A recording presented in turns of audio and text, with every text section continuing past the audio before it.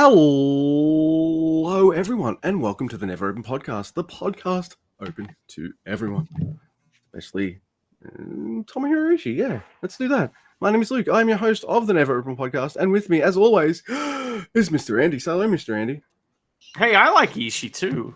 Ishii's pretty awesome, and he's the reason that we bought this pay-per-view was because of Ishii. Yeah, and his opponent, I'd say. Yeah, yep. We'll get to that. But yes, we're going to talk about Windy City Riot, or as we will probably refer to it for the rest of the show, Windy Fart or Windy City Fart, because that's just how we roll. But before we do that, professionalism, there is ways people can contact and interact with us if they wish to, even though they do not. We're on the Blue Sky. One day I'll write down how to actually tell people, just look us up, Never Open Pod on the Blue Sky. Through there, you will find both Mr. Guy and myself, but I'm grumpy2eb.bluesky.social. Mr. Andy is Drucifer Tweets still? Yeah, at bluesky.social. There you go, all that kind of stuff. Yep. If you want to send us a written or voicemail, you can do that too. neveropenpod@gmail.com. Also, if you got any of that Sasha Banks money. Don't know why I still do that, but I have fun, I guess. Kick it that way. We have a Teespring store where you can buy merch that'll make you look never as far. Hey, if you see our podcast anywhere, we usually have a picture of of what it is, what the episode is and stuff. There's logos what it is, my brother. That's it. And there's a logo of it. The Never Open Podcast. It's shaped like the Never Open title. Get yourself some merch with that fucking beautiful belt on it. And also pimp out our podcast at the same time. Robbie Eagles has a sticker. He didn't buy it. I gave it to him. But, hey, celeb endorsement. Woo. And if you want to see me muddle through this intro, you can do that on the YouTubes. Never Open Podcast. Give us a like, share, subscribe, all that kind of stuff. It does help us out. Thank you so much. Hi. Hey, Luke. So, a while back, I made like a declaration, and already my declaration has been destroyed. And it was destroyed by Ishii, because if Gabe Kidd had been facing pretty much anybody else, I don't think I would have cared about this particular show. But we made a proclamation together recently, and it was Japan only. No more America shows, right? Can we get burned on these America shows? And I feel like that, this show just reminded me of that. Like the whole time in the back of my head, I was going, oh, don't you know what these shows are? There was good stuff on it. Don't get me wrong. Yeah. But it's got strong stank all over it. It is so strong, this fucking show, in ways that I don't like. There is good stuff. We'll talk about it. I'm not going to shit on good stuff, but man. There's at least, I agree, even though there's 4 matches I really, really enjoyed. I can't imagine. If you did the exact same matches and then for some reason just transplanted those matches and put them on in Japan, just by that alone, I'd probably enjoy them more, because I don't know, I like Japanese crowds, all that kind of stuff. No offense to Jay, who was at this show, and by all accounts awesome. Had a fucking amazing time. So that's awesome. And she got to watch fucking Ishii Gabe Kidd live. That's big time. I'm so jealous, especially with all the drama that happened at the end of that match and stuff. I bet you live that was good times. Yeah, man, that was so good. Oh man, we'll get to it, but I don't think you do. See, this is like. You don't do Google reviews for the Windy Fart Arena. Yeah, we already know it smells like farts in there. So we've heard that report. From many people, it smells like farts in there. Are you a New York style guy or Chicago style guy? Pizza? Yeah. Well, Chicago style pizza is like upside down or whatever. It's not like the sauce is on top of the cheese. It's weird.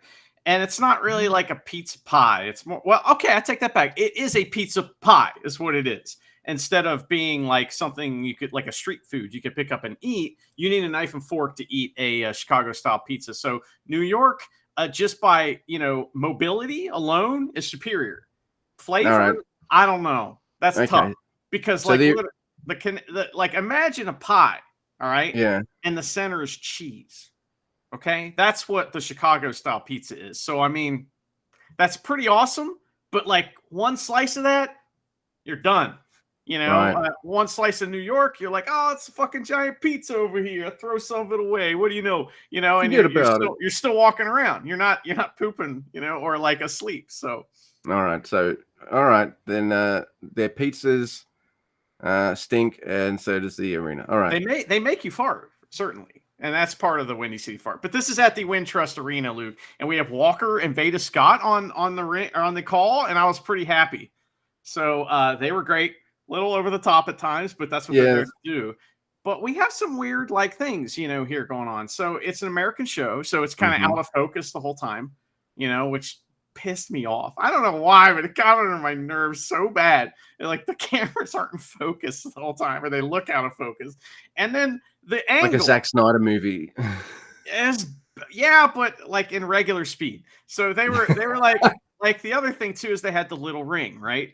And because the little ring, just the angle is different of the roaming cam people, and they're at a different height than maybe the person in Japan would be. And so it is just like they got the cameras up their buttholes the whole night. And it is like, it's a little weird. The other problem I have, and I'll quit bitching about the camera and everything. The sound was fine. It wasn't bad. But the card cam was a different quality than the roaming cam. So every time they would switch to the hard cam, it was like, is this better or worse? I can't tell, but it's definitely different. All right. So you usually ask me this, but I'm going to throw it back and ask you this. Who won?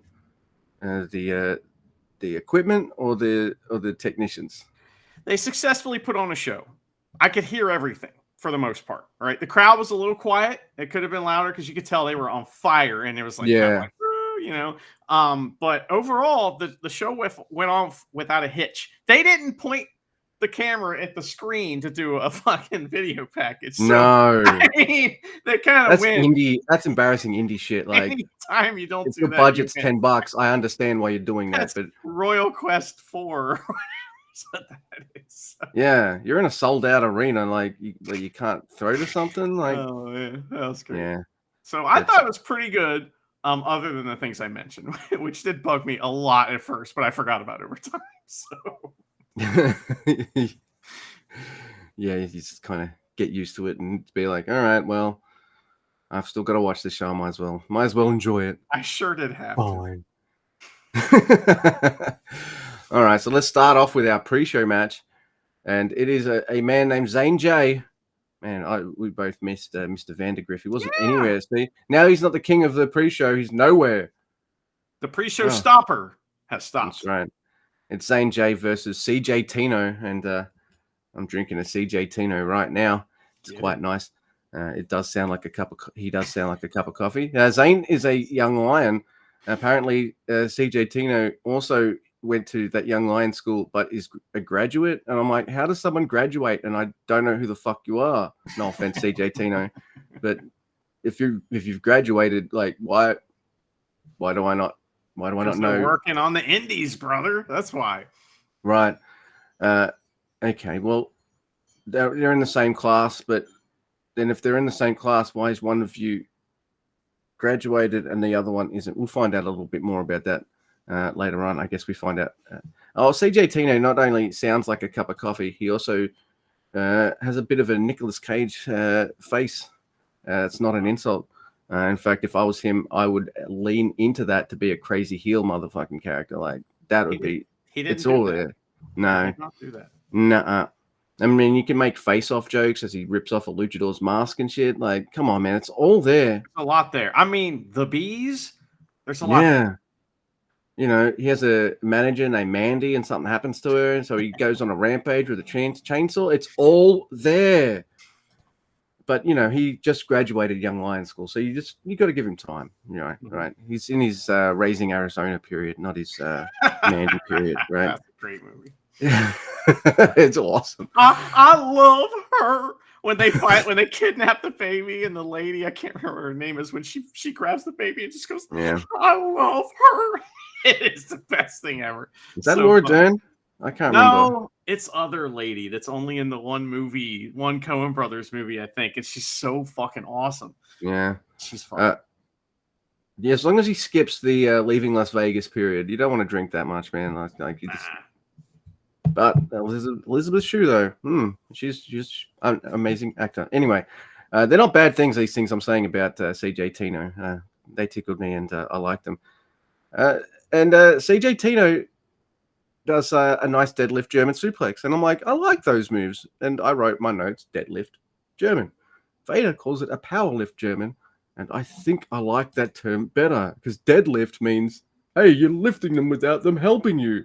What do you mean? Wrestling's fake? That's fair. So she managed to convey the same information without burying wrestling by calling it a powerlift German. And I was like, all right. I like it. I don't know if I'll remember to keep using that, but that's good commentary. I really liked that. She's great. So look, there's not much to say about this match. It's a young lion match, even though CJ Tino's not wearing young lion clothes, and Zane J wins with a Boston Brab. Every time they say crab now on TV, it's so ingrained for me to say Brab. I'm like, they said that wrong. No, Luke, that's your type, but no, you said it wrong. They haven't been listening. It's their problem, But this match was way too long. It was long. It was like 12 or 14 minutes. And I'm like, what the fuck are we doing? We're doing like, a full on like comeback spot and all that in the middle of this. And I'm just have like, a 10-minute timer, dude. Zane J apparently just shaved his head too. So he is now the new young lion, and he is the one who killed the Vandergrift. So that's why he is a strong survivor champion, but there's no belt. No. So this was a strong survivor title match, is what this was.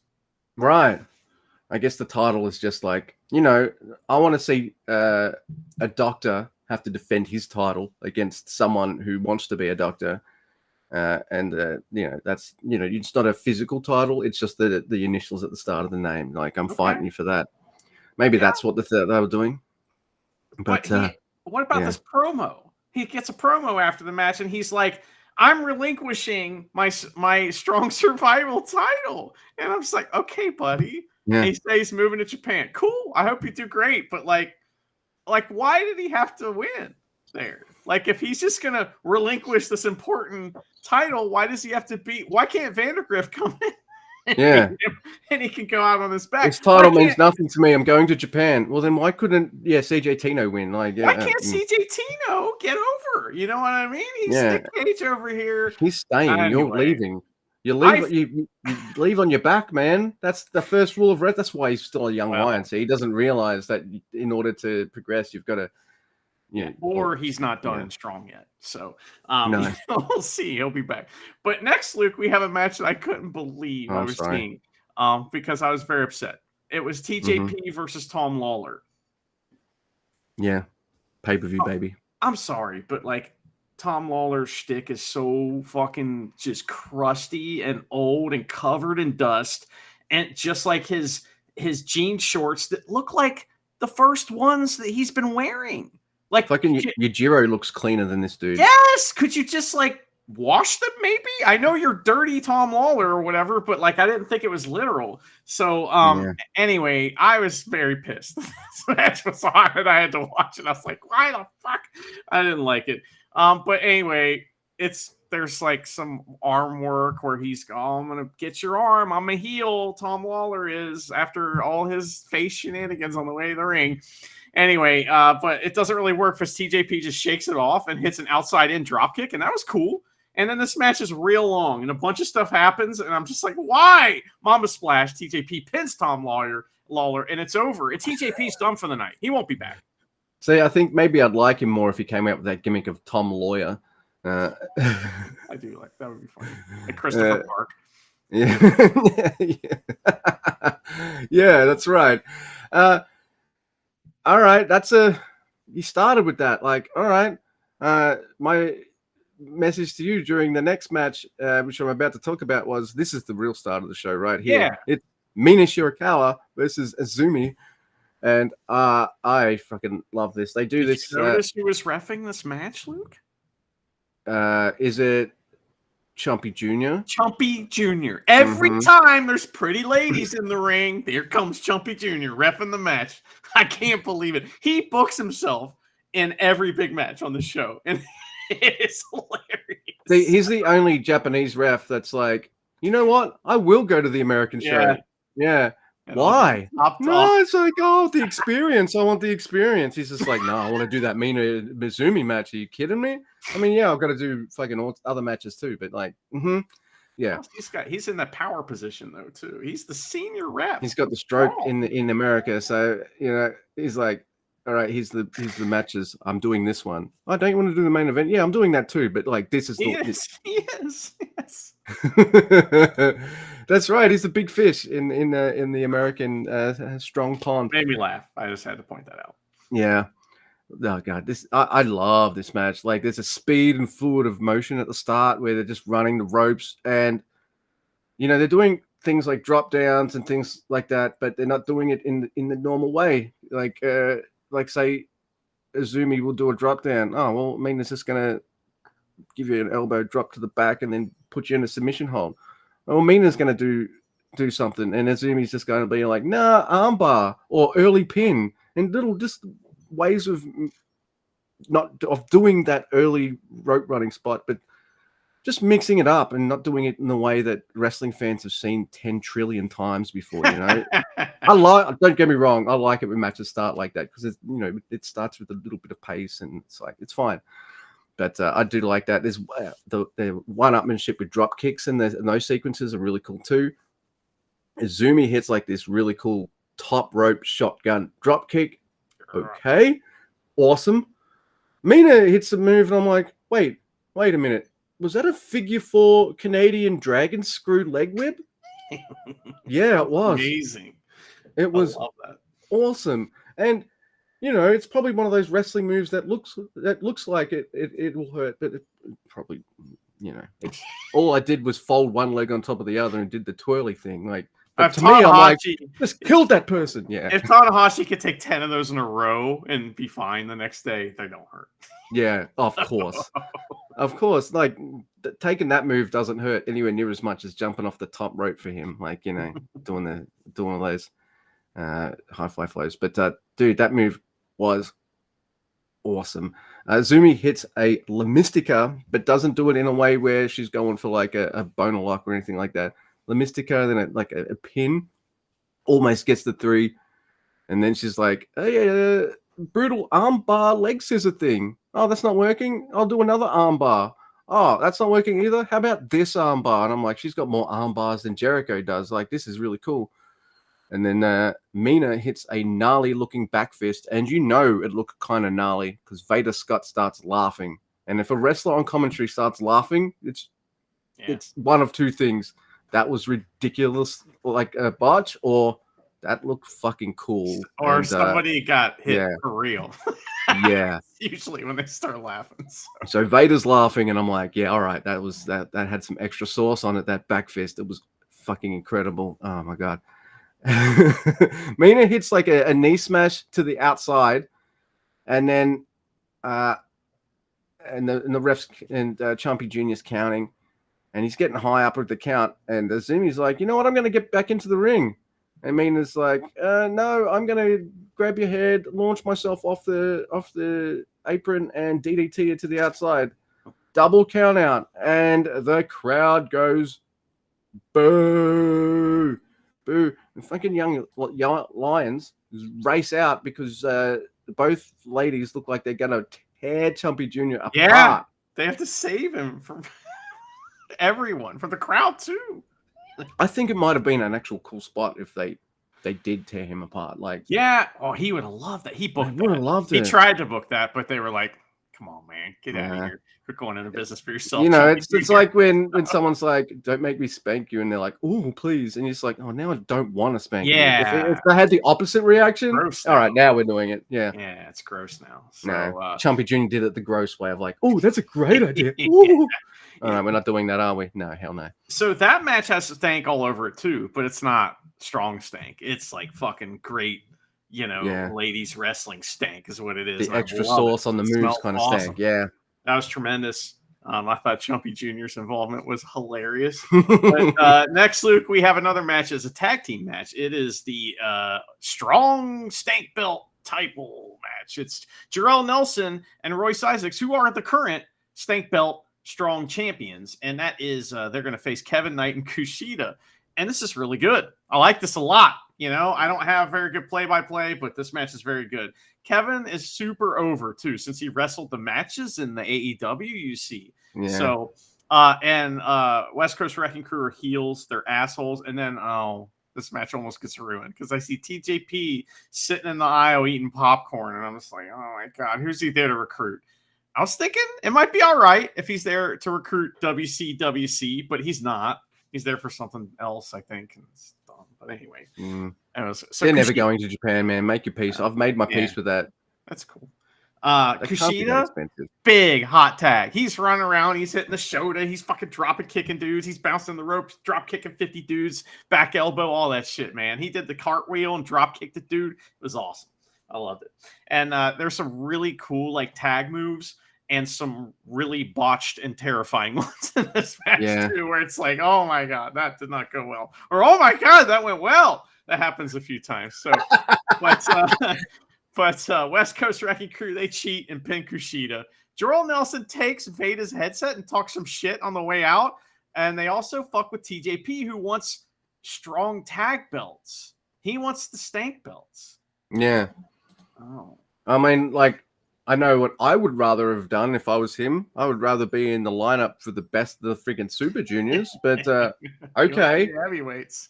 He wants to do stuff that New Japan doesn't want him to do, and so I guess I'm a strong guy now. All right. He's the OG strong guy, so you know he's like one of them. And I need a partner, and I wonder who that's going to be. And hey, Kira, no, I'm in Japan. Cobb, no, I'm out of here. That's right. Greater Khan. I'm like, no, I'm in Japan. Like, yeah, he's gonna get some strong stank adjacent guy. So, see, I thought recruiting would be all right because like everyone in the Empire seems to be leaving or gets hurt or something, and they're desperate to go to Japan and do a tour over there. Those two gents or something like that, right? Like, yeah, and they're forever trapped in Dark City, man. Like they've reached the end of Dark City and realized there isn't a world beyond. It's just Dark City. You know, they're wrestling Jordan Clearwater forever. You know? Yeah. It's not a good place. Fred Rosser and Tom Lawyer. Yes. Oh, man. So I guess we should talk about that right now. So there is some news about Jeff Cobb. He is, I guess, after all that, he's leaving New Japan, right? And it's like, who cares? Whatever. We're happy for him. He's going to get paid. It sucks that he's going to be gone. But what New Japan did, we'll talk about later. And it's fucking crazy. And it's like, I mean, I am not pleased. We'll just put it that way. So, wow. But Luke, we have something to be pleased about next. You want a match to deliver, and getting a guaranteed 30 minutes with Gabriel Kidd and Tomohiro Ishii is. I mean, they gave us 30 minutes last time, but it wasn't guaranteed. Like they reached the time limit. It wasn't guaranteed though. Like it could have ended at any point. Like so, before anyone says we already got half an hour of that, so we get the War Dog versus the Stone Dog. Hell yeah, and I'm like, all right, it's 30 minutes. They might pace themselves here, so they don't charge right away. And I'm like, all right, I understand that. They got 30. And as soon as I've typed that, they lock up, and that lock up turns into a slap fight, and then they start charging each other. Fucking Saito suplex. Oh, okay. I guess it is bad motherfucker time then. Straight away. Let's go. The whole match. The whole match is a never match. All of it. The whole match. Now, is there times where the pace is slowed down and stuff? Yeah, but they kind of incorporate it in a way like, I don't know, like, the never version of a good rest hold spot is chop. And I'm like, stumble, fall. Yeah, and the other guy's like, I'm the fucking strongest. And then the guy gets back up again. That's better than me to rest hold. That's the never way of doing the like, hey, I need to chill out for a couple of minutes like this. Right, so just chop me really hard. I'll lay down. Yeah, it's there. That they incorporate that kind of stuff in. I'll talk about some of that too. So yeah. Oh my God, Ishii goes down first in a strike exchange because he's inviting it. So they're not trading. He's just like, all right, come on, hit me. He's always the one willing to sell first, too. So no one does like both badass strength and vulnerability quite as good as Ishii. And I reckon Gabe Kidd has a lot of that streak in him as well. Shingo's up there as well in that kind of school. Oh my God. How old is Ishii, Luke? 49. I can't move. And you're like, I'm 45. I'm like, yeah, but neither of us can move like this 49-year-old.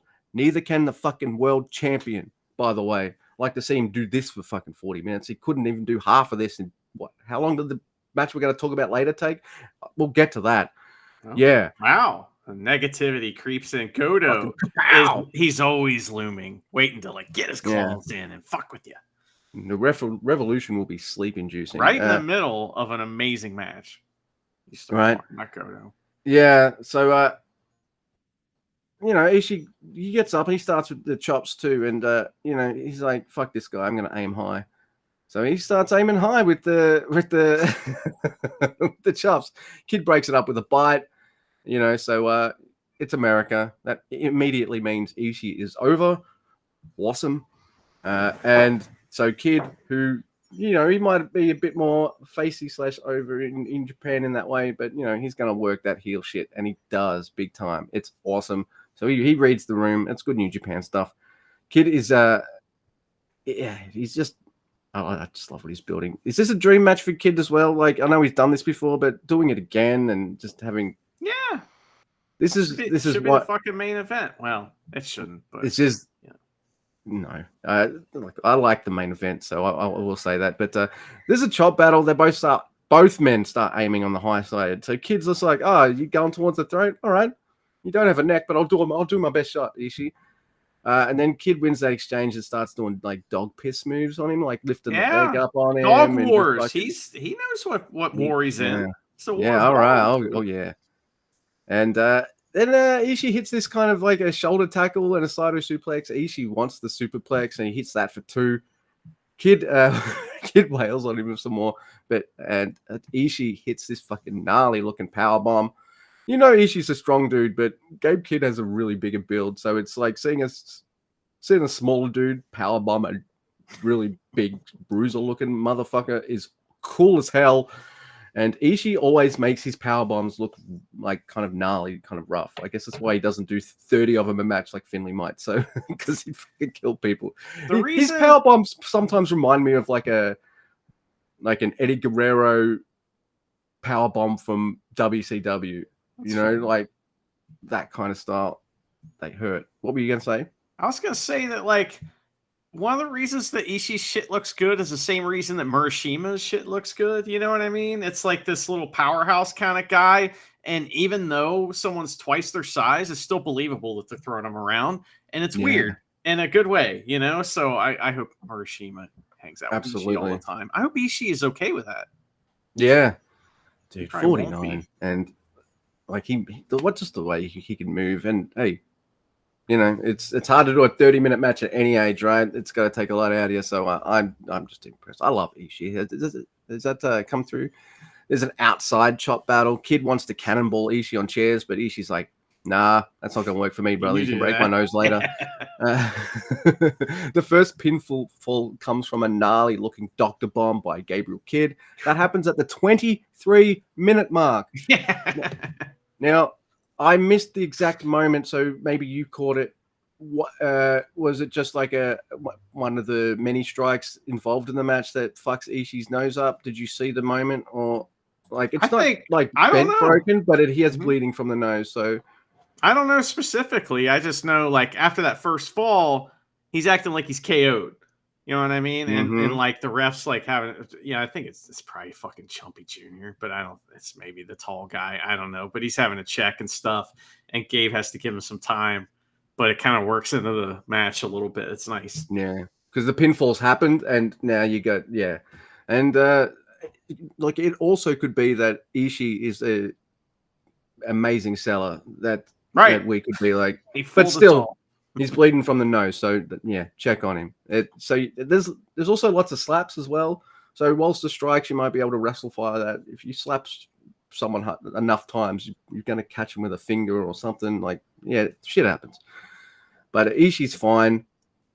He takes a a gnarly kind of knee shot from Kid to the head, and I'm just like, all right, is he okay now? Yeah, no, he's definitely all right.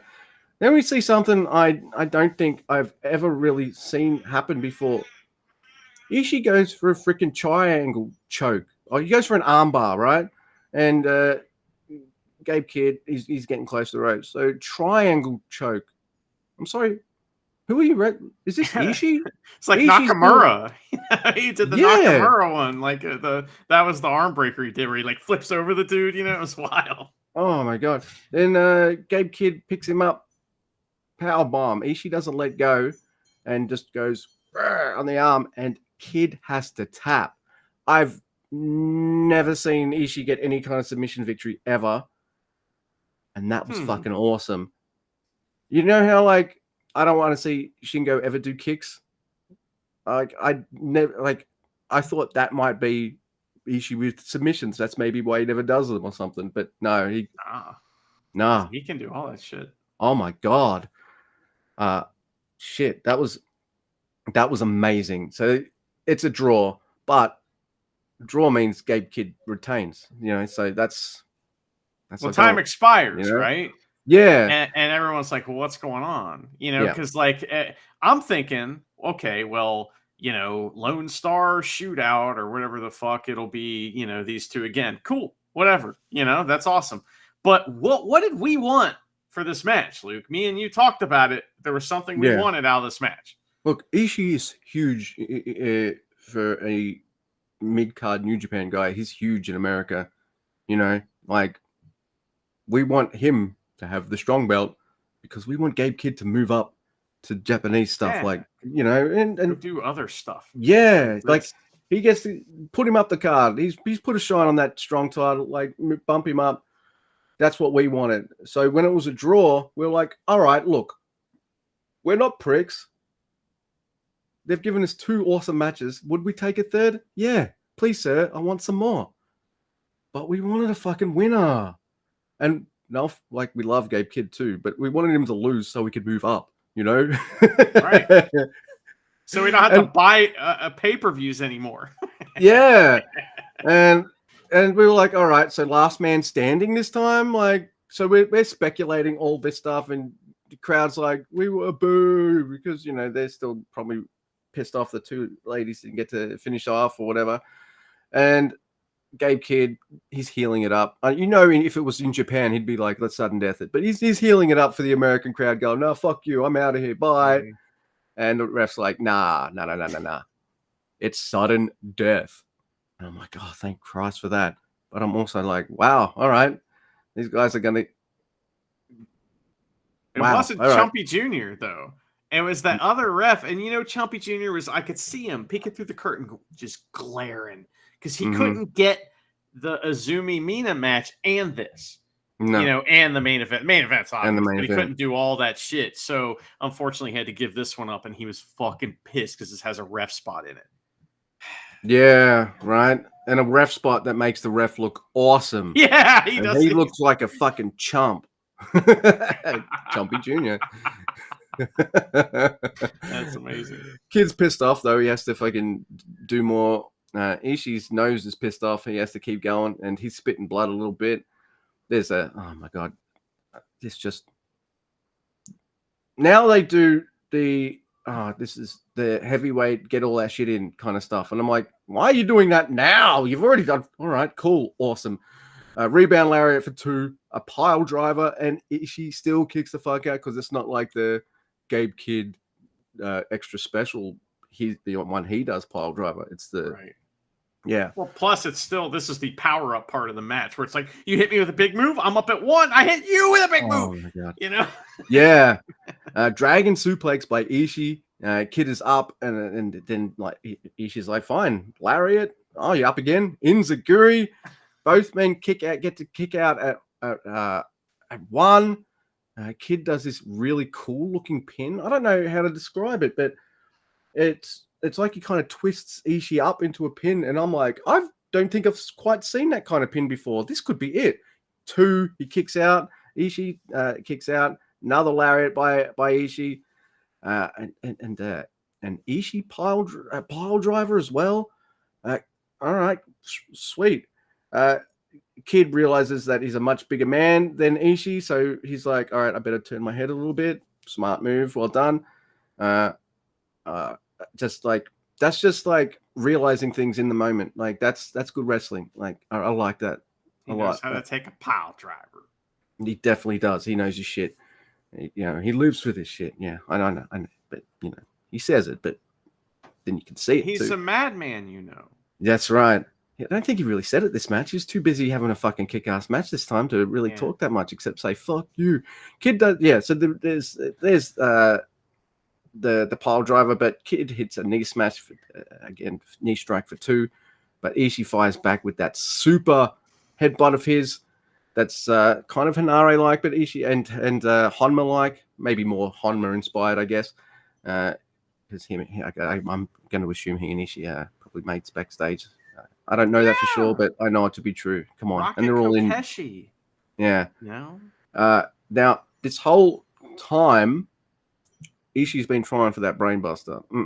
He ain't getting that brainbuster, but a super headbutt Kokeshi Rocket style brainbuster. 1, 2, 3. Ishii wins. And my last note is art. Just art. This is me. Yeah. Never as fuck, right? I mean, This is why matches like this is why we do why we want to do this all the time, like the podcast and stuff. So yeah, made the pay-per-view worth watching. For me, I thought it was awesome.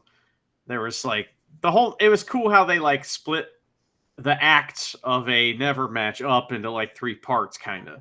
And normally you might have that anyway, but it would all be in one match, whereas opposed to like this kind of like 3 sections to this. I like episodic shit, and when shit can be episodic, I like it better. So I really like that about this, and the fact that we did get a finish, and we got the finish we wanted, and now Ishii will defend it against some badass mofo.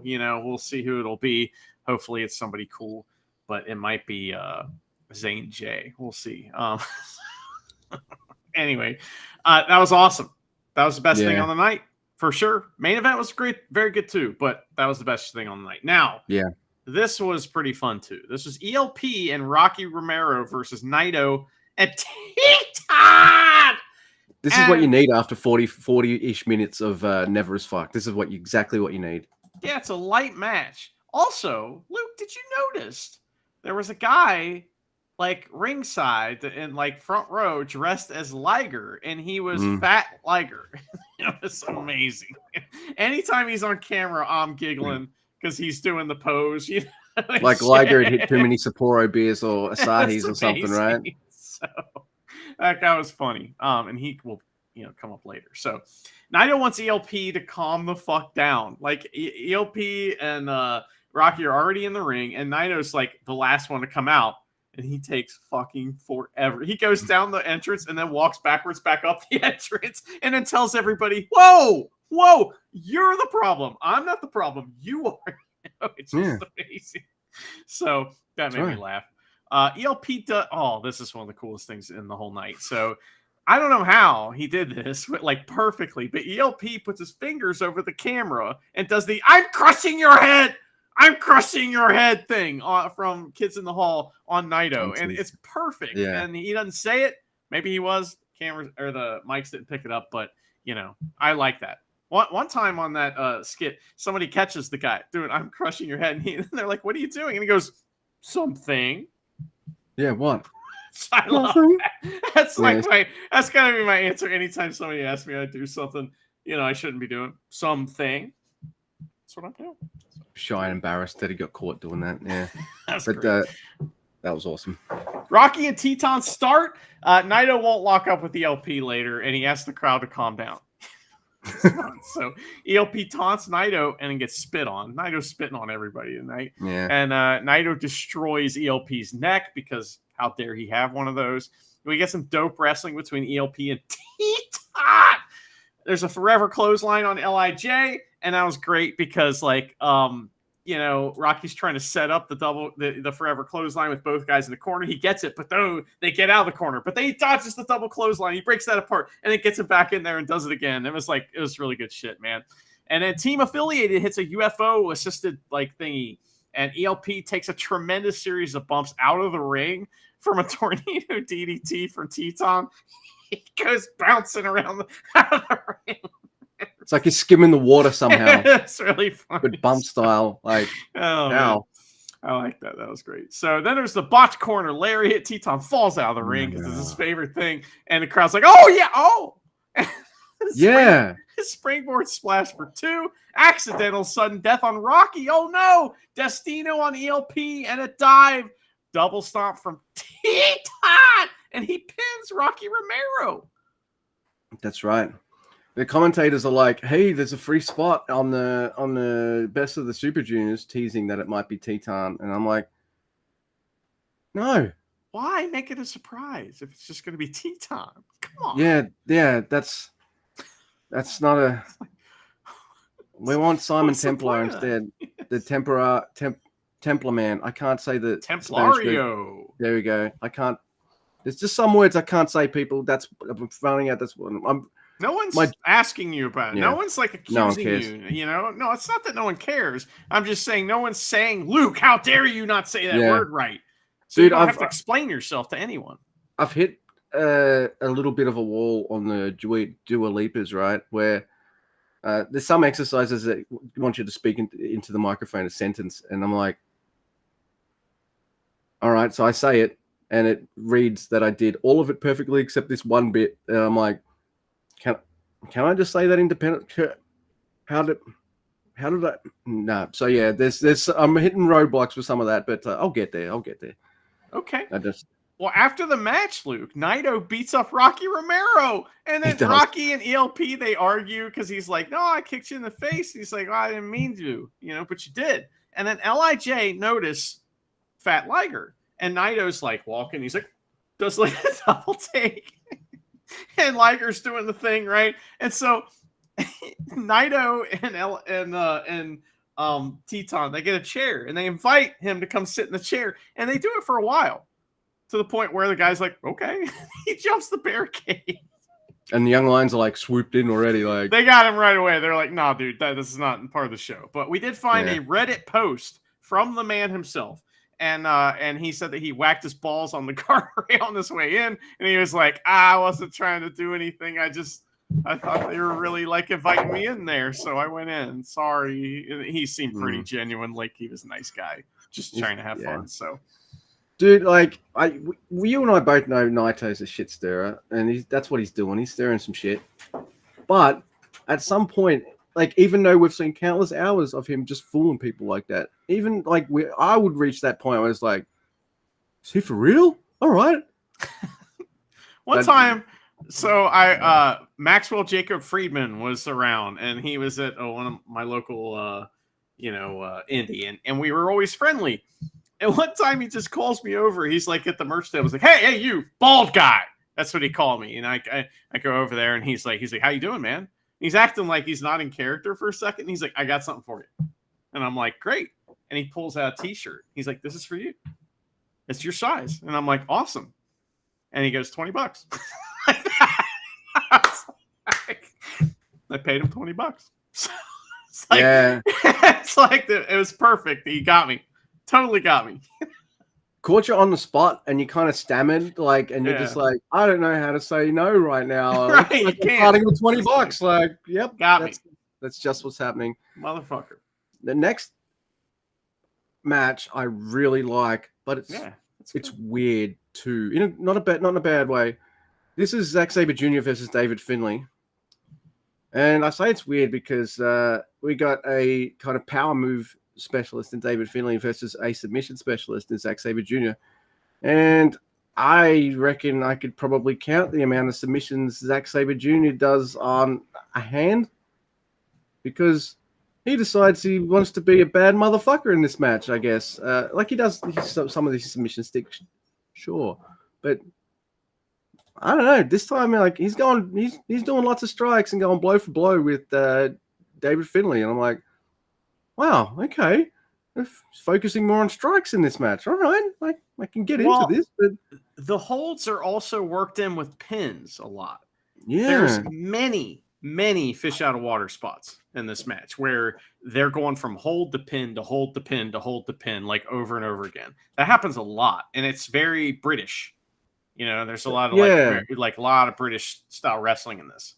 It's like instead of trying to twist Finlay up into a submission, try to twist him up into a pin kind of stuff instead. And I know what we said about Ishii. He looks like looking like a small, strong dude. Powerbomb people looks pretty cool, but Finlay both looks strong and is deceptively strong as well. Like he's got big arms, he looks strong, but then you watch him and his moveset, and he's stronger than he looks as well, and he looks like a bit of a bruiser. So I like that kind of thing as well. And they're both beating the shit out of each other. They're both like, yeah, this kind of never as fuck. All right, let's go. There's an early into oblivion from Finlay as well, and it's weird to me sometimes, like just seeing Zack Sabre Jr. just straight up powerbomb so many times. Because like at some point I'm like, all right, he's doing right. The third one he's going to twist. No, like the third one, like he gets hit by it. I'm like, oh, okay, they're doing something different here. I don't know. I like it. It's Zack Sabre Jr. just decided like I'm going to expand my repertoire, see if I can pull off a match like this. I'm like, well, yeah, you can, and I think Finlay was down for going with it as well. I don't know, man. It just. But on the third one, he kind of traps Finlay's arms, and it's a fucking gnarly looking arm submission. Just like he's gonna rip one of those arms off and start whacking him with it. Like Zach's got this pissed off look on his face too. like I don't know, like David Finlay insulted his mum before the match or something. Like, or like I had to come to America. Yeah, I'll lose the title and you make me appear on the Stank Show. Like, what the fuck? But man, there's a rope break, and then Zack Driver. Finlay, he gets the shoulder up, and before 3. He gets the 299. It's up, but the dumb ref hits the mat 3 times. So Zack thinks he's won, and the crowd boos. Not Finlay or Zack, but they're telling the ref, "You fucked up." Refs are getting buried tonight, man. Oh, dude, it's awesome. And then Zack Driver and Zack Sabre Jr. just straight up wins. And look, I'm both not surprised and surprised at the same time. Like, I'm not surprised because, like, it's Zack Sabre Jr. and he's like the only wrestler I can think of that wins too much, that I'm not sick of seeing win too much, if that makes sense. Like, he cracked the code somehow. Maybe it's because it's creative and different almost every single fucking time. Like, how about because he never wins? How about that? Yeah, he doesn't win too much. He never wins. But Zack Sabre Jr. wins heaps, man. Oh, I thought you were talking about Finlay. No, yeah, Finlay never wins. I also thought like Finlay's can't just come off losing to Goto, and he looked good doing it. Like, to me, he wrestled like the fucking champion, so I would have switched the belts there. But and I was like, all right, well, I think Finlay needs this a little more than Zack does. But no, Zack Driver, and okay, all right. Well, what are we doing with Finlay here? Like, because he's pulling out some awesome shit. I like what he's doing all round. What are we doing with him? Like, where's the direction going? And we'll find out, and we'll talk about it a little later. But yeah, it turns out Bullet Club has shit to do, I guess. So yeah. That isn't this, but I was sad that Zack Sabre Jr. won in a way because it's like it kills Finlay's momentum. Like, every time he gets momentum, it just gets killed, and it's like he can never be this monster, I'm gonna kill you guy if he doesn't win. You know, it's like why did Jay White work? Because he won matches. You know, it's like Okada worked because he won matches. It's like you can't stop and start with people so much like that, and he's been the stop and start king. So it's sad to see, but Zack Sabre Jr. and him are similar guys, except Zack Sabre Jr.'s been at the top of the mountain. I would like to see him go back to the top of the mountain. That's fine with me. So in a way, I'm happy about this. But next, Luke, speaking of the top of the mountain, we have a match. It is for the IWGP Heavyweight title. This match that we're about to talk about is for that. So just want to let people know. You mean like the top prize of New Japan? Big belt. Yeah, the big belt. Mm-hmm. This is what this match is for. It's Goto, the champion, versus the challenger, Shota Umino. And the crowd, oh, by the way, guess who's reffing it? Chumpy Jr. He's out here trying to get over. He's like, oh, this match isn't going to get over, but I am. And that's kind of what happens here. Is this match does not get over. The crowd is not into this. I'm not into this. It is, in fact, a match. Goto is doing ankle holds at the beginning and shit. What are we doing here? I don't know what is happening. Shota yells at him, I am an angry guy, young. I will hit you, you know. He's got the wrong pants for that kind of anger. He needs to change his pants. Every time that Shota Umino does anything, he gets booed, but it's not. It's like half-hearted. It's just like, it's kind of fun to boo this guy. Boo. It's a bit it. They don't really care, you know. And they both go fuck your leg. Neither one of these guys are fuck your leg guys. So everything looks weird. Everything isn't right. The crowd isn't into it. I'm not into it. Shota isn't into it. He's not going to win. Goto wins. LOL. Dude, so what I want from a title match is, you know, and I've said it a million times where I've had that feeling like I reckon this guy has zero chance in hell of winning. And then at some point in the match, they gave me that sliver of like, maybe. I never had that with this match. And all right, so the Japanese crowd's still booing Shooter. Imagine how much they'd fucking boo him if he won the title in America. Like, come on, man. He was never winning this match. I think everybody knew it too. Yeah. I think everybody knew it. So, but there weren't any spots or parts of the match where you're like, maybe. No, I never felt it. This match stank. It's fucking crap. It smells like strong. Yeah, this match was not good. And like this follows so I've enjoyed a lot of what we've seen so far. All right, I loved Mina and Azumi, West Coast Wrecking Crew and Kushida Knight. They went hard. Like the lads had something to prove here, and they wanted some eyes on them. Respect. Kid and Ishii tore the fucking house down. Naito and Co gave us that fun breather that we needed and had some good laughs. You know, like then David Finlay and Zack Sabre Jr. just brutalized each other for like 15 minutes, and it was really fucking cool. So what do you guys got? Rest holds. What do you... Dude, are you going to have a 40-minute match? No, it's not that long. This match ain't that long. No, thank goodness. Right? Yeah, thank goodness. But, like, why are you starting a match that slow that's not even going to be that long? Just because they didn't feel like doing anything, Luke. And Goto is collecting, his notches on his belt in a way that is going to blow up in his face, I think. If this is not being booked on purpose to blow up in Goto's face, I don't know what we're doing. Here's what we're doing with Goto, right? They don't want him to have the title for a long span of time, but they also don't want to have his first and probably only title reign to be I never had any defenses. So they're feeding him early. They're feeding him quickly because he ain't going to have the title long. Is that what we're doing here? He's just going to keep eating. And the longer he keeps eating, the longer he has the title. And I don't like it. Yeah, no, this stank, and I can see why it wasn't the main event. And if it was the main event and they decided to wrestle like this, shame on you. This isn't a fucking free with the subscription New Japan show. People paid for this. You know who knew people paid for this and decided to make people go home happy and see some gnarly shit? Hiroshi Tanahashi and Konosuke Takeshita. Oh, by the way, after the Shooter and Goto match, the Young Bucks call out the War Dogs, and they're like, we'll even bring some other people and stuff to beat the War Dogs up. And I don't care. I mean, I love the War Dogs, but yeah, whatever. Man, what's that? The Young Bucks? Okay. Yeah, awesome. I'm like, dude, is that all you like? It's not exciting for you guys to turn up at Strong Stanks. You want to excite me more? Like, I'm not the biggest Young Bucks fan anyway, but you want to make it more interesting for me? Go to Japan.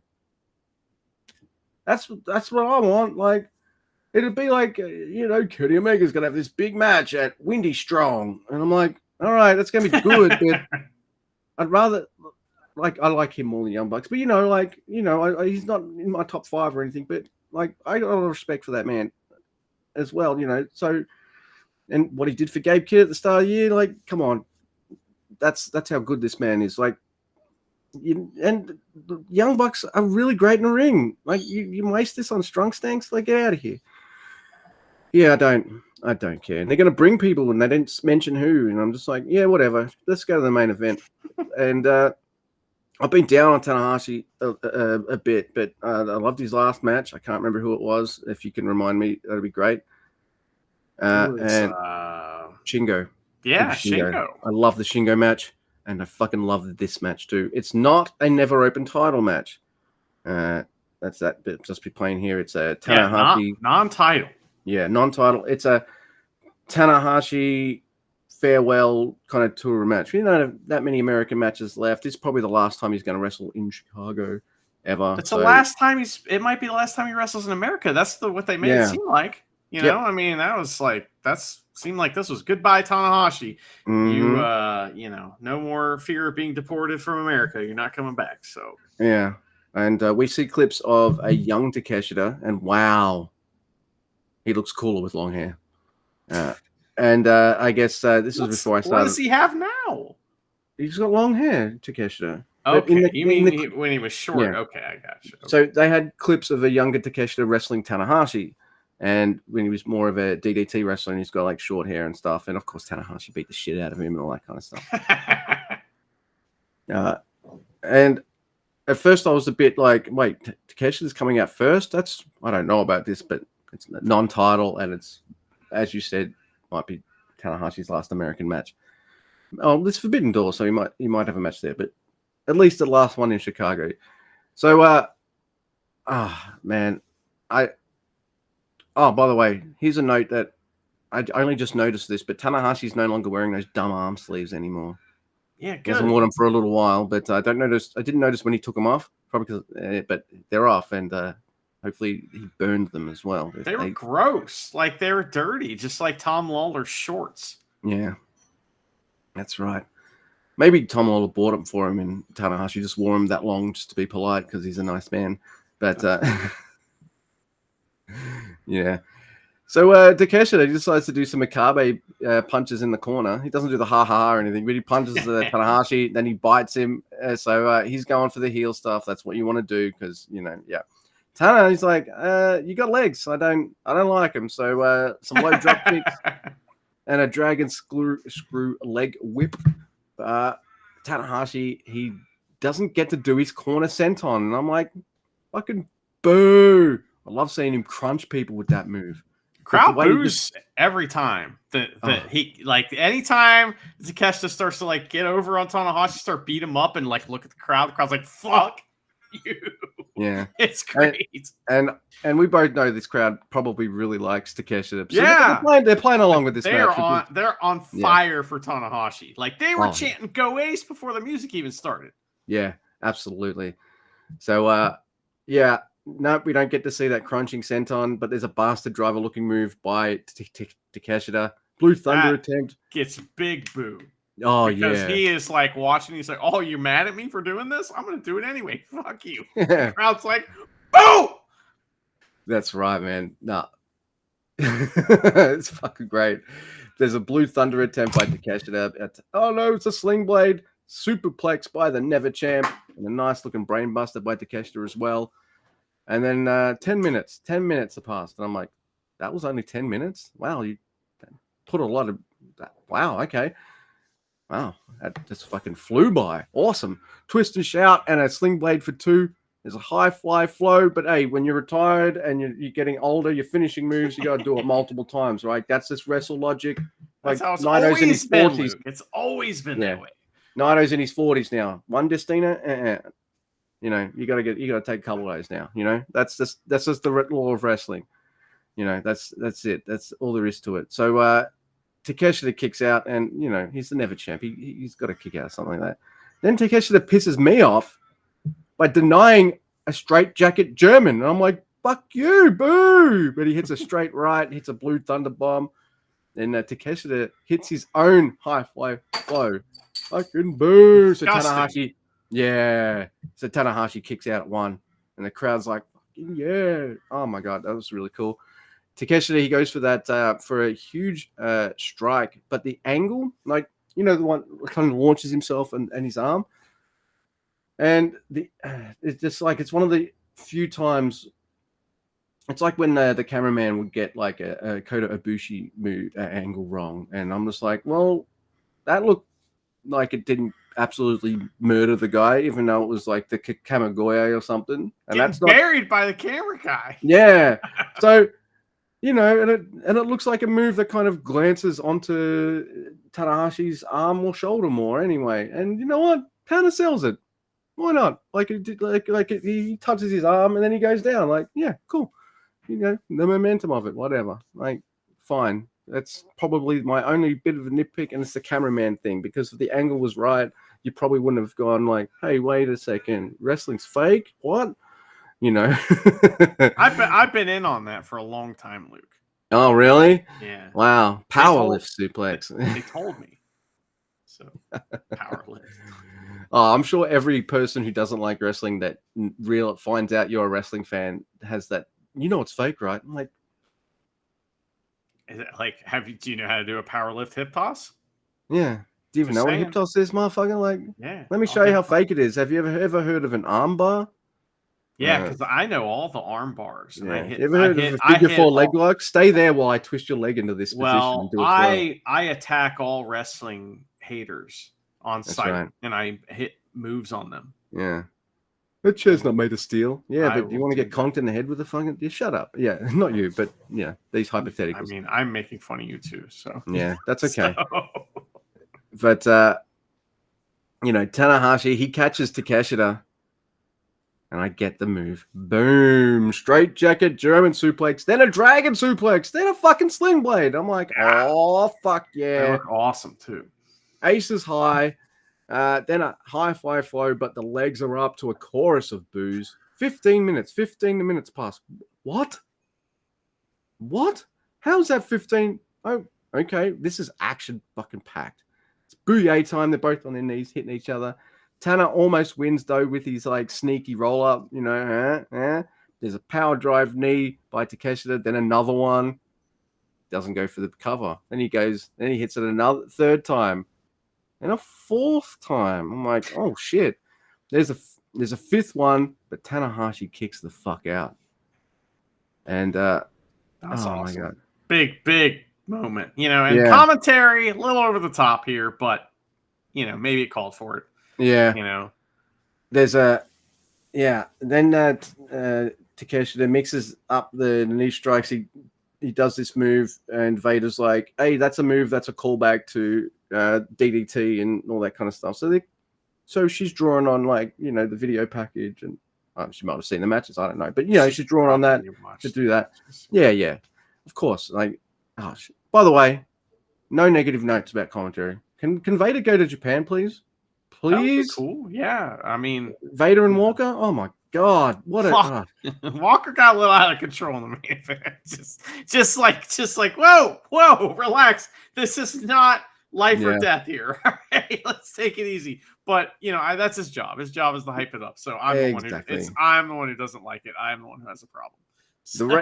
Then Takeshita hits the Raging Fire, which is like, it's like a blue thunder bomb. It's super extra stank. Yeah, Falcon Arrow, but like, but if he called it a Falcon Arrow, everyone will just kick the fuck out. So he's got to give it a different name so we can win with it, because you know nobody kicks out of the Falcon Arrow. Exactly. I love this. It was awesome. Takeshita, he's like, I fucking beat him. I'm the man, and then he leaves. But on his way out, because there's some hentai guys out and other wrestlers out too. Like, there's some hentai guys out. Hentai.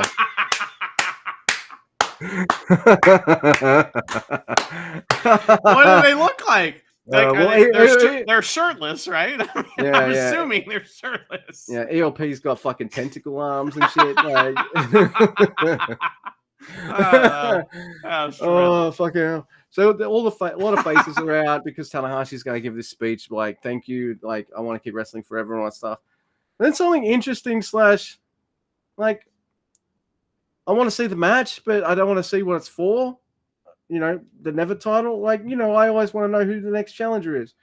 And I love you. I love you, ELP. I love watching your matches. But I don't think I've ever watched one of your matches and thought, you're never as fuck. And that's not an indictment on you. Like, not every wrestler I watch that I love is never as fuck. Like, that's just, you know, He's it's not fine. that kind of wrestler necessarily. Although No. he would like to prove that he is. So that's what's going on here, right? Hey, if you want to prove how bad you are, I'm fucking down. Let's go. I reckon maybe I reckon maybe we can see something. We know he's a bum machine, so you got that part of it there. Let's see. But you know, Takeshita decides just to fucking shove him and get him. There is a bit of a history there that too, because Takeshita's beaten the shit out of him a couple times already by now, right? Before he was the Never champ. Did it in the G1. I think they had another match where Takeshita just fucking destroyed him as well. So you know, there's a story there. All right.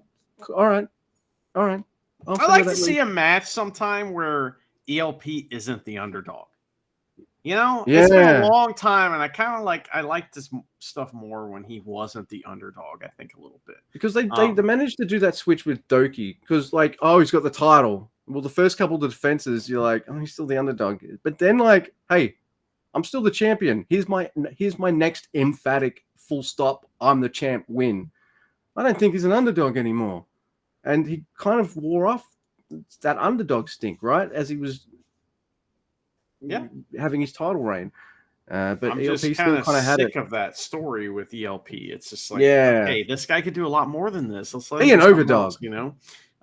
That's just my opinion. Yeah, he's a cocky face, but like an insecure. No, he's a cocky heel, but an insecure face. Mm-hmm. Yeah, and the insecurity sucks. I don't like that. You know. But here we are. You know, so that was Windy City Fart. You know, it didn't smell that bad. You know, there was a couple rosy whiffs, but there was a lot of stank too. I'm sorry. I just don't like American shows. They all suck. But great stuff there. Now, Luke, they had a press conference, of course, at the wee hours of the morning for me. Probably like 2 p.m. for you, but it was the Wrestling Don Taco. We are going to say the things, and a lot of drama happened because Jeff Cobb is now leaving New Japan because I guess he was already signed to WWE, but then he wasn't. Now he is. And they had changed his signing date, and New Japan kind of just accommodated him. Well, he was planning to be the next champion for Goto to destroy, or challenger, excuse me. So it was going to be Jeff Cobb, which I like. That would be a good match. I would really like that. Agreed. So he's you know, Cobb's last match is going to be versus Tanahashi at one of these Don Taco shows. All right, that's cool. Mm-hmm. But what's that leave for Callum Newman? Well, we need something for him to. We need something for him to do. So they have already announced that they dropped the titles. The titles are held up, you know, or whatever they call it, and so they are vacant. And now, guess who's going to step in and wrestle Goto? Is Newman. And I like the match will be good. Will it? I don't know. See, that's the thing. I don't know if the match will be good because I don't have any faith in Goto to bring someone up to like championship level. It's almost the other way around in this case. And I don't even think Newman's that amazing of a like match wrestler. He does cool moves. He knows what he's supposed to do, but he's not like a ring general type, right? No. Yet. He's got plenty of time for that, though. Yeah. It's not We're not slighting him at all. No. He's just another guy getting fed to Goto, and I hate that because it's like it's just another. It's finally gotten under my skin where I'm just like, it has to blow up in his face, or like you said, it's just something they're trying to do. They're gonna give him some, you know, oh, you beat the all-time defense thing, and now you can go retire. You know, maybe that's it. If this is the pain we have to go through so that Goto will finally retire, I'm okay with it. But like, I'm starting to get pissed off. I don't like this. We'll give you that many defenses, but not many of your challenges will be believable. Like, I think this is a huge deal for Callum Newman, and he's going to go for it. He will. He knows it's a big spot. He's going to go for it, as he should. So I'm looking forward to that for him, and I'm very happy for him. I have no belief that he's going to win that title. Absolutely zero. So why are we giving? And I no belief that Goto will make me believe that he will win, right? either, which is the problem because, like, see, David Finlay wrestled like he was. By the way, if you've got all this unsurety about Jeff Cobb's staying in your company, why give him the fucking tag titles? You had a good thing going with Hiromu/Naito having this kind of like thing happening. Well, isn't that seem like a last ditch effort? Throw some titles on him, give him a title shot. They were trying to keep him. You know what I mean? I think they were trying to keep him. And so, like, Newman gets a title shot out of that. That's cool. Yeah. But there's more, Luke. All right. There's another problem. All right. Yeah. On May 3rd, Bullet Club is going to face Hot in a dog pound cage match. No. The last one was a fucking disaster. Alex, the android doesn't wrestle anymore. Hanare was out for ages. In fact, I don't think like he's out again now. Like, I don't know, like no. Yeah. I don't want to see that really. I'm not really interested. It's in I just it's not a blow off. You can't start the feud with a cage match. I know the feud's been ongoing, but all of them versus all of them, that has not been ongoing. So it's like War Dogs have just gotten settled. Now Sonata's with them, and we're going to start with a cage match? Okay. Hopefully it's a joke match. If it's a joke match, cool. If it's like I hope it's a comedy match. I don't want the alternative, right? No. So I'm not saying that they will, but it's like, fuck. But there's so much you could have done because Dontaku is the Bullet Club show, right? It's where Bullet Club properly formed, all that kind of stuff. So Bullet Club shenanigans, big things usually happen at Dontaku. Awesome. So, all right, we didn't get Evil winning the global title. Fine, I don't care. Uemura and Yota Tsuji is going to be fucking incredible, and they've got that young. They're both young guys with this history already built in. Like, let's fucking go. But then, like, all right, well, I then would have switched the other belts around. Like, Finley's got the title, and then Evil, and it's like it's the battle for the Bullet Club, but also for the world title or something. Like, just to put that. I don't know. You could have had all sorts of different things to build up all sorts of different stuff, and I don't know. I just remembered the last one was like a 45-minute disaster. Like, we hated that match. Yeah. No offense to all the people who took part. Like, but it was nothing you guys. Good. Nothing good. It was not a match worthy of someone losing their whole career over. Like, it wasn't. Mm-hmm. No, I'm not. Well, Luke, okay, so we love Just Four Guys, right? We want to see what they're up to, right? Yep. They got big things going on, I'm sure. Fuck yeah, let's go. I mean, Yuya is going to wrestle Tsuji. That's cool, right? I like that. But in the lead up, we have a 5-man tag match that I'm confused by. Mm-hmm. It's Yuya, Taichi, Taka, Yoshihashi, and Shota Umino versus LIJ. So that's good. It's not good because what they're saying is these guys are nerds. When you face LIJ in force like that, you are nerd. They are saying you're a nerd. Dude, they just put Just Four Guys against like that's pretty stupid. The biggest nerd, one of the biggest nerds in New Japan, in Yoshihashi. And I just don't like Shota Umino. I'm trying. I like his in-ring. There's something there. He will click for me. I reckon he will eventually. But right now, I don't like him. He's not. I'm not gelling with what he's laying down. I'm not. Why can't? And I don't want him to get his fucking stink all over Taichi. Why can't it be Taichi and Wado versus somebody? You know, why can't it be like what's El Desperado fucking doing? Why can't? Yeah, Taichi and maybe. Bars. Maybe bars. You know what I mean? There's some ideas there. There's some things we could do. But no. Now, we do have a 3 Dads Gym match coming up that's pretty fun. It's 3 Dads Gym with Tiger Mask, all right, versus Makabe, Hanma, Trash Talking Young Lion, and Murashima. That'll be awesome. And that's the opener for the first Don Taco show. I like the sound of that. That'll be a lot of fun. So there will be some fun stuff, but Taichi's gonna fucking tag with Yoshihashi in a match. Yeah. Oh no. I don't like that. Yeah. No, you sent me this last night, and I probably sent you I think my message maybe was half unintelligible. My sister was over, so we were just hanging out and stuff, and I thought, oh, I'll get back to you about the card the next day, and then, yeah, I've just found out a lot of this out just now. You're getting my instant reactions, everyone. Oh, my God. And for most of it, some of it anyway, and I'm like, I don't know. Isn't Shingo doing something? Oh, He's no. wrestling Shota Umino. See, I know Shingo's a fucking generous guy, I love that about him. I really do, and I love seeing him put dudes over. Like, he did a lot for Driller and other guys. There's other guys as well. I don't want to see Shooter beat Shingo. I don't want that. I don't want it. I don't. Yeah. Yep. No. Luke, that's all the wrestling. Yes, it is. So yeah, no. It's kind of rare for you to message me and go like, I don't like this direction. Like, that's not a big you thing.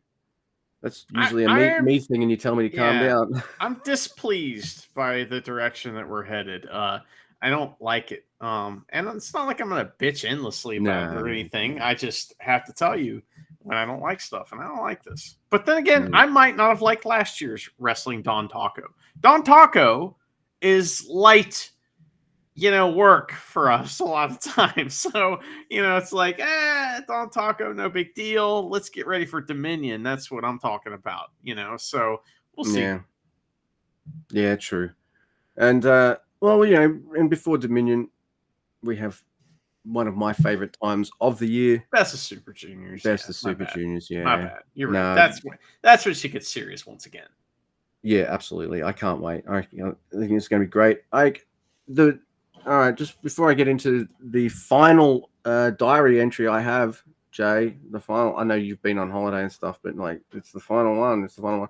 I don't know if she's still a member or not, but I just want to point out, like, I don't think they've announced the blocks for the BOSJ unless the way they divide it up on the photo are the blocks. Like, they didn't specify this is A block, this is B block. To me, it just felt like they were like, these are all the wrestlers in it. I thought there was 2 blocks, and you read them both out last week. But they never specified when they did the announcement specifically, and I haven't had the commentary specifically say, "Oh, this guy's on B block. This is B block. This is A block." Was that part of the wrestler diary? No. All right. So the wrestler diary. Oh, it wasn't? Okay. Thank you. See, that's what the producer does. He's like, he keeps the dude on track and stuff. That's what you do job good. All right, it's episode 34. It's by the Great O'Khan. It's not a novel, by the way. So I did have a quick scroll. So rare. Yeah, and it's the first time seeing anything like this. There's a photo of his hat, by the way. By the way, this is dated January 11, 2024. But I like how he starts his email here, diary. It's with Imperial News, updated every Saturday at 6 p.m. on YouTube, O'Khan channel. Like and subscribe, or I'll kill you. He's got his own Great O'Khan YouTube channel. Okay. Yeah, there's a link there for it. You think he's streaming Genshin Impact? Is he doing like TikTok like reactions? What's he doing? Man, I don't know. Dude, I just like, what's he reacting to? Is he gonna react to like this disgusting kind of weird stuff or kind of pervy stuff like Great O'Khan 4-hour twerk react marathon? Or is it just all Mr. Vampire shit all the time? Yeah, might be that too. Yeah, watch me watch all the Mr. Vampire movies. Yeah. When you come to the Tokyo Dome, shall we eat pancakes at Cure Made Cafe in Akibara? Yes, we 2 shall. stations away, and there's a website for that. Anyway, so it's January. Keep that in mind. I like the atmosphere of the turn of the year. It's my favorite time annually. However, this year, I was injured during a fierce battle for the KOPW at the end of the year, and I couldn't enjoy it to the fullest. First of all, I've become stupid. I've become bad at remembering things, and I'm at a loss for words in conversations with others. Yeah, the Dude, concussion. it's called 888. Oh, all right. Yeah, okay. Yeah, I've got a concussion too. Yeah, I've had it for fucking all my life.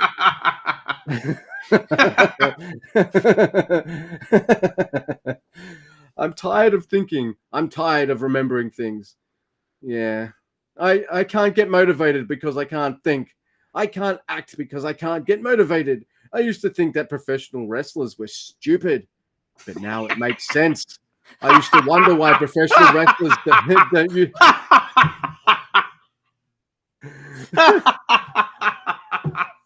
That was top notch. Yeah. I used to wonder why professional wrestlers don't use social media.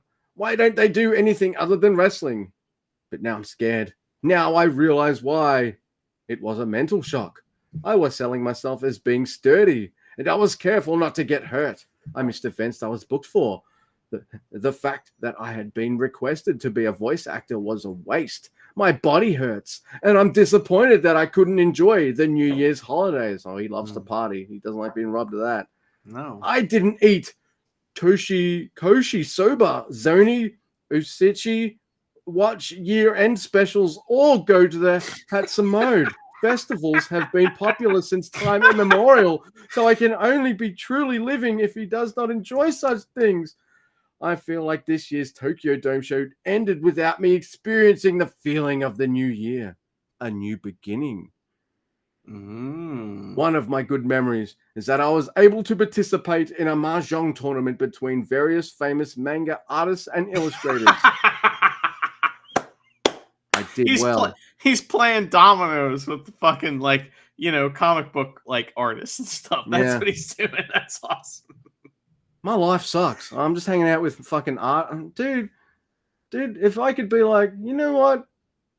My life's not so bad. I got to play fucking blackjack with the artist of Batman. Like fucking that'd be sweet. I got to hang out with Lanny Poffo a couple times. You know, like mine's so bad. You know, I'll be sitting on my deathbed going, "Oh man!" If I gotta hang out with like Neil Adams or Jim Aparo or Norm Brayfogle or something, well, man, I think they're all dead. Oh, with a live artist of Batman, you know, Greg Capullo or something like that'd be fucking gnarly. Yes. I know all of the Batman artists, and you said many of them that I am a fan of. Yeah. People listening were like, hey, they're good artists. Yeah, they'll touch their nose. That's right. All right. I'll tap the head then because I'm smart, you see, about my Batman. It's a terrible start, but I'll use this as a motivation to achieve my goals for this year. Enjoy seasonal festivals properly. The phase of making a name for myself is over. Don't jump on the bandwagon. Improve my own value and quality. Be selective about the work I do. It's over. Bow down, you fools. I guess he's not saying yes to everything. He's got the confidence now to be like, yes, no, that's beneath me. Hey, he's a fucking royalty, man. Come on. If you want to give a gift, send it from here. And he's got an Amazon wish list. Oh my God. Wow. Okay. That's weak as fuck. That's like an influencer, you know, like, oh, just buy me a gift on Amazon or whatever. I mean, I guess, you know, it's not like when Tai Chi probably does that shit, but I don't know about it. You know what I mean? Like, why is he bringing it into the diaries? Tai Chi doesn't even do diaries because he's too cool for that shit. No. Dude, just pimp your shirts or something. Like, give a link. Nah, I'm sorry, Greta Khan, but like, I didn't like that part. But matcha, it's delicious. Yasu, I like the design. I'll send it off as a gift and praise it. And he's got this protein pancake mix, and he's wearing a red tie. It's got some kind of embroidery on it, and a black suit with gloves, and really, really, really tiny sunglasses, looking kind of cool. Like Sonata sunglasses, huh? Looks like a fucking he's going to Sonata's school of being a Miami Vice villain, like for sure, right? He does. So that's Greater Khan's diary. At least he mentions wrestling, you know, like he said. He said he was kind of like saying, "I'm scared he can't do it anymore." That's kind of what he was trying to say, right? But he also was like, "I don't want to talk about it." And it's like, but His diaries kind of suck, and that one kind of sucked. There was some funny shit in there, though. Yeah, at least we laughed. You know, Yeah, like I did.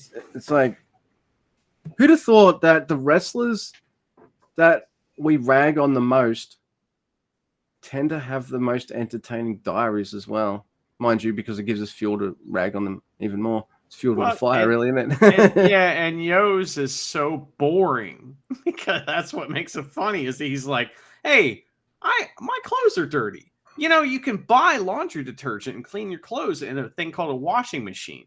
If you take some quarters and you put it in this little slot and you push them in there with your clothes and some soap in there, it'll wash your clothes for free. I walk down the stairs to the laundry room.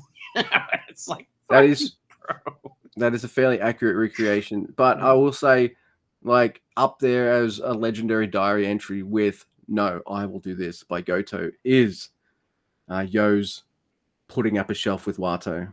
Yeah, and his fucking like incontinence is also up there. So, how he daydreams about buying a car, but he never does. I mean, he's artist, you see. Yeah. So. I wonder if he was jealous about Greater Khan meeting the manga artist or something. Oh, certainly. Well, but those are probably all mainstream, and you know, he only listens. You know, he only knows about like deep South American like comics from the Congo. Yeah, he's not reading Norm Brayfogle Batman issues, that's for sure. No, he likes I think the Congo is in Africa too. The more obscure ones. So. Yeah. Oh my goodness. Well, that was Windy Farts. That was pretty good. You know, that was I mean, like us doing the podcast. Oh, we did good. We always do great. Yeah. I always do great. 5 stars on the thing. Hey, if there's places that you can give us stars in like reviews and stuff, do that. You know, and you don't have to. Yeah, if you can phrase them as wonderfully as a Japanese Google review, that'd be cool too. Oh man, it would be so great if we had a review. It was like, this show is too narrow. That'd be amazing. So the Australian one's too willful. It was nowhere near the train station, and their bathrooms are outdated. It's a load-bearing podcast. I like it. Oh my god, end it there. Boom. Load-bearing podcast.